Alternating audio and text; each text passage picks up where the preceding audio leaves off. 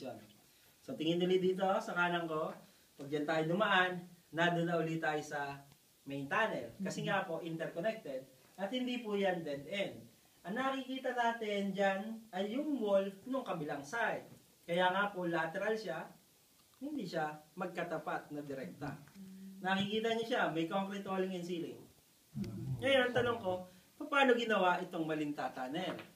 Actually, ang ginawa po muna nila dito, binutas yung bundok sa pamagitan ng pagbarena. Ito po, sample, kagaya nito. Parang gano'n, may bala ng barena na naka-stack dito.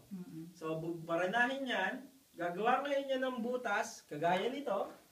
Pag may butas na, saka po yung papasukan ng dinamita. Controlled explosion dito sa loob ng tunnel. After that, manually loaded outside na yung mga debris.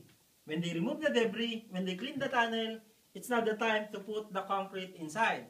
So the concrete was brought here precast, pieces by pieces, and then construct it inside for 10 long years. So yung mga Filipino prisoners na yan, blindfolded, being sent in their work area.